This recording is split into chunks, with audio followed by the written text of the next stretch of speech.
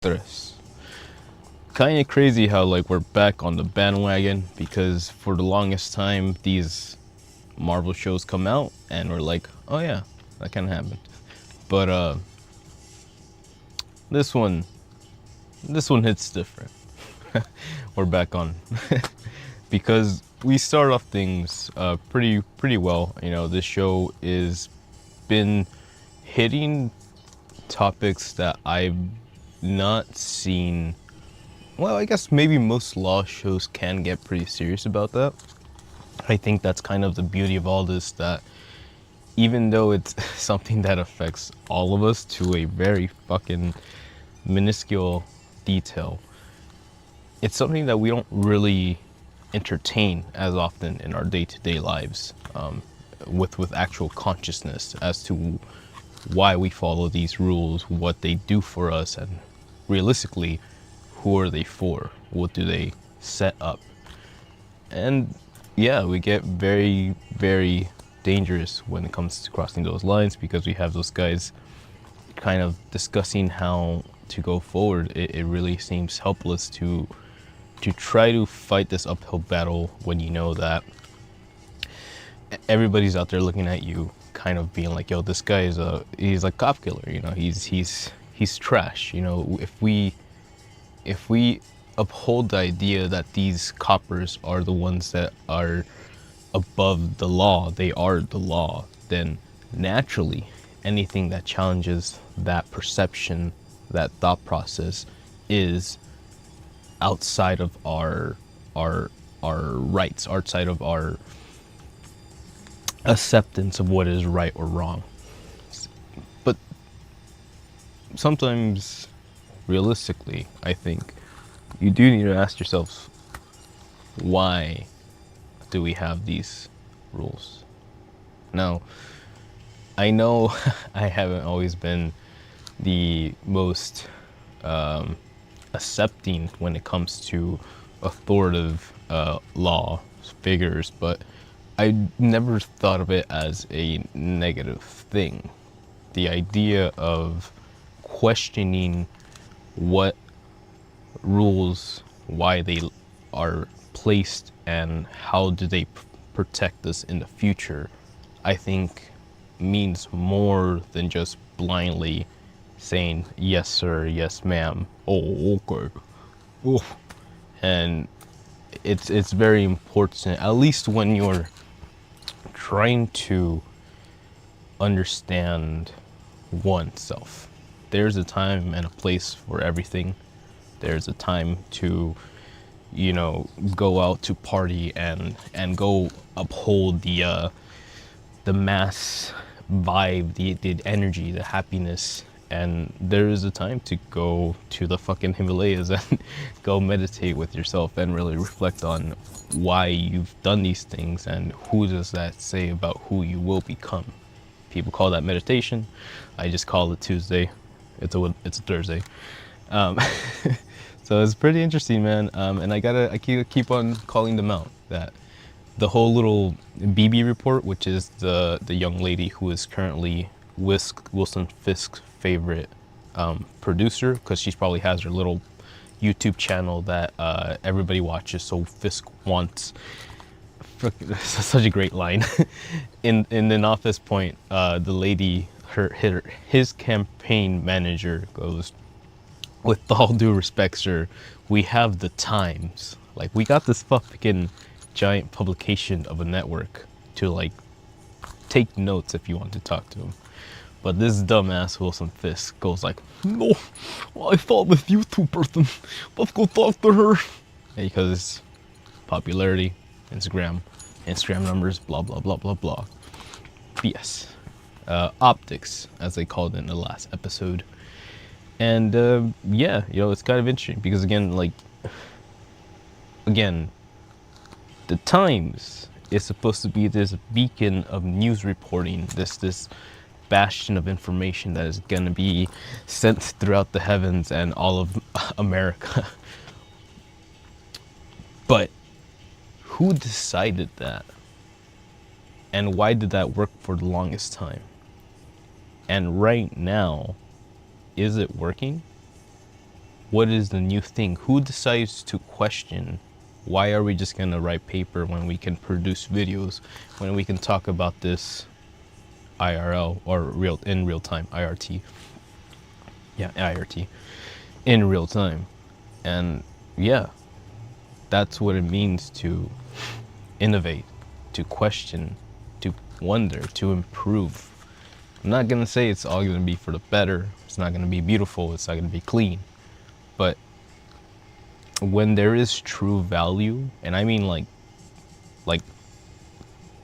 value is only a thing because the general populace decides to say, hey, that thing, that's pretty cool. Let's appreciate this, yeah. So it's really on the populace to decide what we are going to value, as it decides what matters. The truth matters, at least to me. And here's when things get exciting. And yes, I do mean exciting. Because yeah, we're just going through the whole point of this. That while there is a system in play, there is a judicial system that we have learned to believe in and to count on and to say, oh, the judge hit the gavel. That is done deal. But is it working? Is it still doing the purest job it was intended to do? Or what do we have in our current judicial system, our current legislative system, our current senator system, senatorial? And man,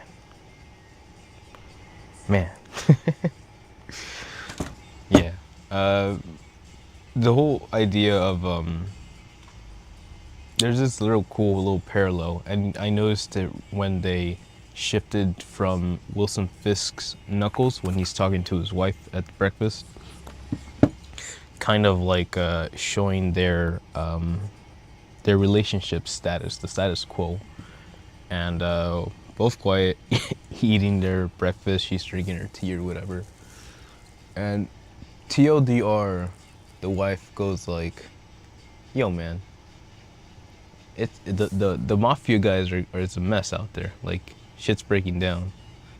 Why aren't we doing anything about this?" And Fisk, right, mayor in town, new mayor in chief, he's kind of like dismissing her, very very much so dismissing her, and he's basically at the end of it he goes, "Oh, it's fine, they're animals, but us, we're doing better things. I'm doing better things." Whew, that's already like a little bit of tension. Let's talk about that. Poor kids, man. Because that comes around, right? Later on, we get to see this relationship develop even more. We get more deeper into it because again, they're visiting a therapist to try to make things better. But the best part about this is that right before the therapist shows up, they get serious. They go for it, and essentially because things were breaking down, and her name is Vanessa, I believe, right? His wife.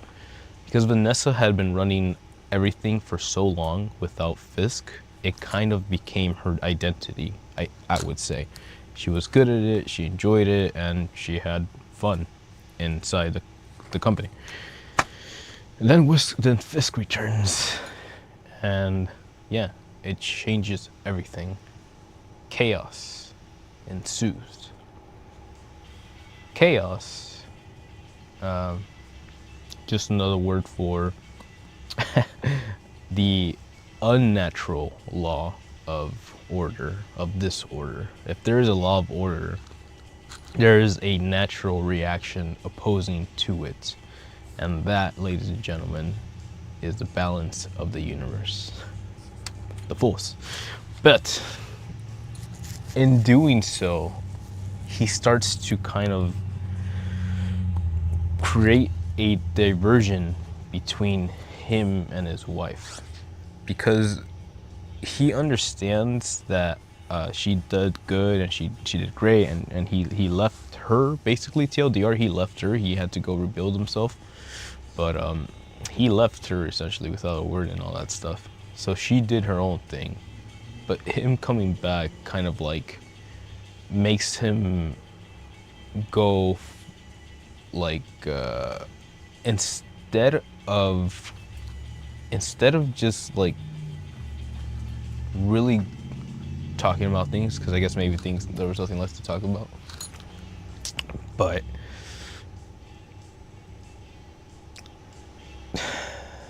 Wilson has a habit of, shall we say, torturing people. And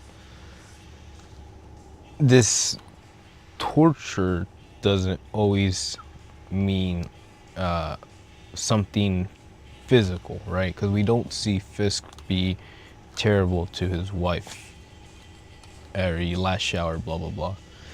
But there is a division there, because when you don't talk about things, i.e.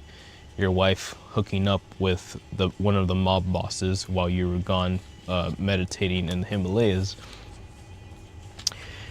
it builds resentment. And resentment is an interesting concept, because it really brings out the worst in someone, right? Because instead of just naturally processing things, maybe talking it out, maybe punching it out if you're to that level, figure things out, meditation, etc., you're essentially letting something brew in the background, and even though you're not paying attention to it, it's still taking up you. Like a song. So what really sucks is when these two really open up, and open up is a good word to use, because at a certain point, when that resentment can't be held anymore, you take off the mask. You know, that is the idea of not having a healthy communicative relationship, and you're both just revealing it to each other and going at it. And her TLDR is, I get it, I cheated and you're punishing me for, like, by keeping me away from the circle, by taking away this enterprise from me, and essentially kind of like making her feel useless, I guess, which is pretty intense, pretty damn intense. I don't think I'd want to be in that situation, but when you're married to a mayor who, cough cough, is leading a national powerhouse, and the media is swarming you, going like, yo man, why aren't they holding hands? Yo man, did you see that little diss? Yo man, this guy can't get laid by his own wife. Yes, it gets that bad. It says a lot about the person, right? That is the concern, because if your own spouse can't love you, who the fuck are you? And that's where we get back to it. How you do anything is how you do everything. Because to the very core, this man feels negative things. And no amount of Himalaya soul searching has done that for him. But, you know, that's what we want to focus on is when a man, a boy, a child with that level of resentment, going back, resentment, suddenly gets the keys to the city. What sort of order or chaos do we expect? And that's the one. Because yes, how you do anything is how you do everything, right?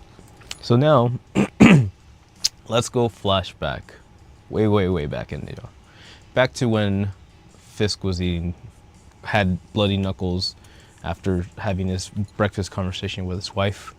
We get a quick camera switch to Matt Murdock in his apartment or whatever, washing his bloody knuckles, bloody bruised knuckles. Yes, Wilson Fisk was on his left, and Matt Murdock's knuckles were on the right. And again, we're getting to two sides of the same story. Because at the end of the day, who is Fisk doing this for? Let's get into it. Matt Murdock, doing the best that he can to be the world's best attorney, right? It's interesting how this episode actually really brought some sort of urgency, some levity, some stakes. And I'm gonna go ahead and say it, it's probably just because I'm from Latino Mexico descent that I feel things for this character, because obviously there's a lot of stories out there who never fucking get a chance to be told. It's just that simple. And man, when this guy goes off about like he misses Rico and how he wants to go see his hometown because he thinks about the sounds of the quacka frogs, the frogs that live in that area, native to that area. It really resides because we're all just environmental subjects of your environment. Yes, nature versus nurture, but your environment will essentially dictate how you perceive things outside of your circle. So you need to really understand where a person comes from and why certain things go about the way they do. And not to say that everyone will come out from the same circle being the same person. That's just stupid. Everyone is individual. It's the idea that from this state, what do we improve? How can we grow? How can we innovate, right? How can we just do better is the idea, I think. Believe. Because, man, I like Ace Attorney as much as the other guy. Maybe I should play it more because I haven't played it in forever. But yeah, when these two are going at it with the court things and things are getting intense. There's even a whole shtick where they fucking they switcherooed the star witness, and it was very exciting. Damn, it had no right being this exciting. But even then, man, we get to a point where said star witness is like, nah, man, I'm afraid of the cop. I can't do this. Which, yeah, again, says a lot, man. There's a quote out there saying that for evil to succeed, it only needs good men to stay quiet. And yeah, man, this guy fucking dropped the ball. Very, very fucking hard. If you really want to blame someone at the end of the day, blame this guy. Because, he's like, I got a kid, man, I got a kid. It's like, yeah, but you're a fucking druggie. So let go of the drugs and go focus on your fucking kid. Maybe you won't be in a situation, but again, this is New York, this is a city, and this is a person who didn't want to put in the effort to really reinforce certain values to do their utmost best to not to get to a certain point. And I'm not saying that's easy. It's never fucking easy. But it's your challenge. It's your progress. It's your prerogative. And it's a choice. It's who you want to be. So, when this dipshit fucking said, no man, I don't know, it wasn't me. Yeah, it really throws everything into a spiral. Everything that they've worked for, every kind of goodwill, every hope, every kind of like, every shred of hope in that second, just out the window. And that sucks. It really, really sucks. It's tough to be in a place where even when you have no control of the situation, but you have to. You don't have to, but for the most part, the best part is to let the winds carry you until you can stabilize yourself. And nobody knows when that will be. And it's your choice and it's your prerogative. And you wish you the best of luck, because sometimes you might almost drown. But it is what happens, right? In the face of chaos, how do you persevere? Matt Murdock, desperation, in a moment of self, right? Not checking in with anybody. Didn't tell anybody. The lawyer whips out the white tiger mask in the courtroom. Whew. Say what you will. Say what you will. Whether he made the right choice, made the wrong choice. But at the end of the day, man, spending years to create a vision, an ideal, a purpose. And, some people have to keep it low key because it's maybe not always shame, but maybe protection, maybe not always protection, but maybe just like a sense of like, nah, man, don't let it be me. It's just, I need to do this, but it's not about me. Respect.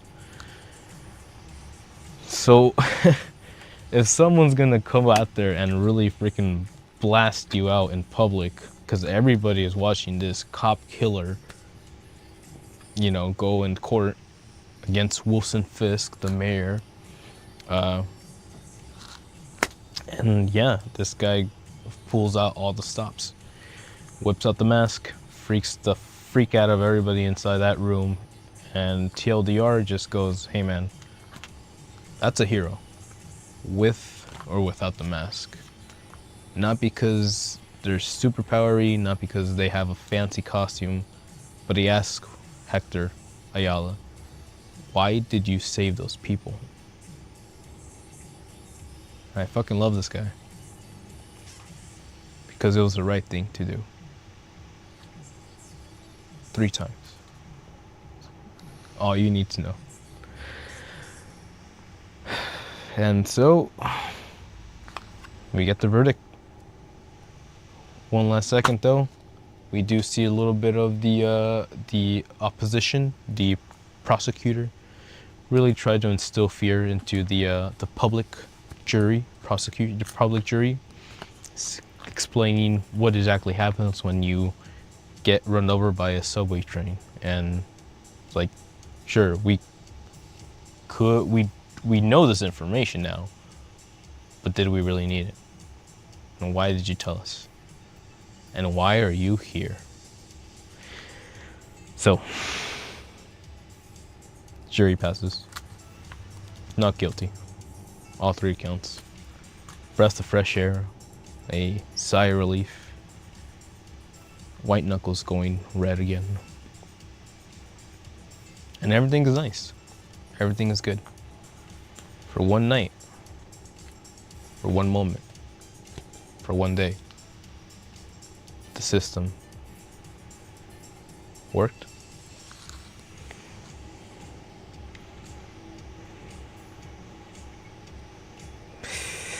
Except for Wilson Fisk. Of course, Wilson Fisk. The one man above the riffraff. The one man to know truth. The one man to be above it all. Courts fail. Juries get it wrong. Direct quote from Wilson Fisk as he's, again, asking this YouTuber girl, BB's report, and not the New York Times, to talk about this. Going straight to the masses, ignoring the business side.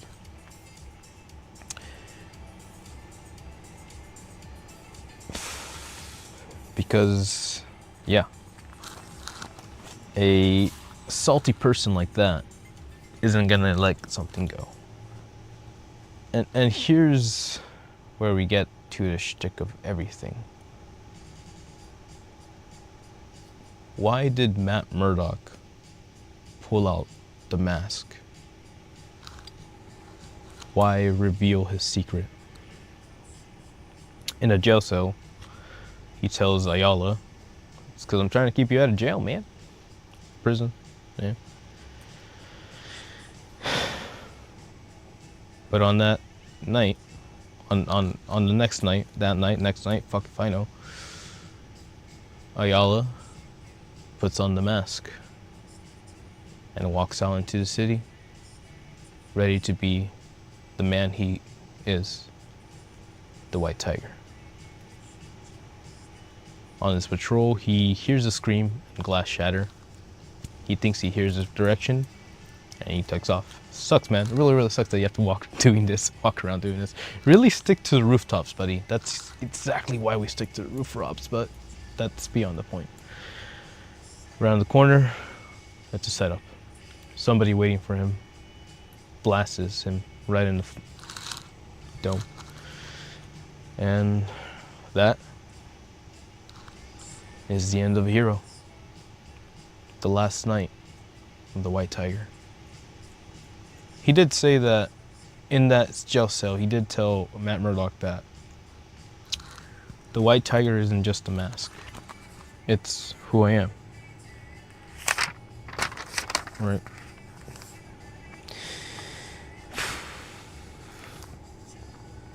And we talked about last week, we talked about Superman. We like to talk about Superman. Let's talk about Superman one more time. You like Superman? Okay, let's talk about Superman one more time. Superman from Kill Bill, Part 2. Bill says that Superman is his favorite because while everybody puts on a suit to be Spider-Man, to be Batman, to be Green Lantern, Superman puts on a suit to be himself. It's the one time that he can actually fully let go of his restraints, his little business suit, and he can take off into the sky and fucking fly faster than a speeding bullet.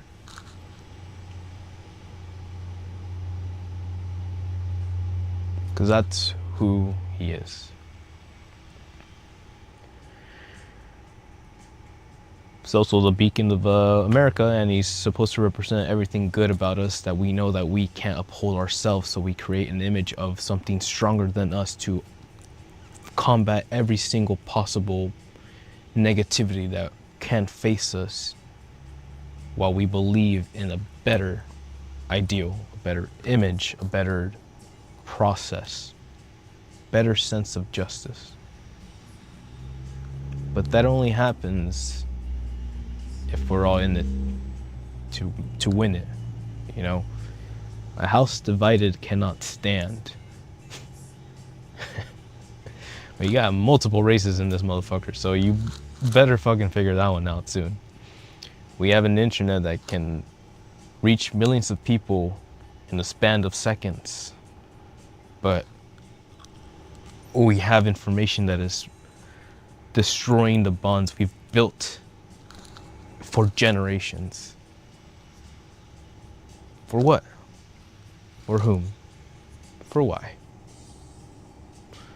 in the sun. But anyways, the death of a hero. Ayala himself said that if he were to go, he'd go in the suit because it is who he is. So it's almost poetic that he goes out in his suit. The people will forever know him as the man who saved, rather than the Ayala who killed. And that is beautiful in its own right, but it's also fucking depressing that that is the only way a minority can make a difference. Because if not, he'd just be another invisible man. And there's too many good people out there who are not being respected the way that dumbasses, douchebags, and fearmongers are being feared. Did you ever watch Bug's Life? You know those grasshoppers, little fuckers? Watch the end of that movie and realize everybody's fucking time is limited. Everybody's. No amount of fucking DNA splicing or fucking popper pills will fix that fact. Yes, you'll extend some bullshit. Yeah, you'll fuck up your life, but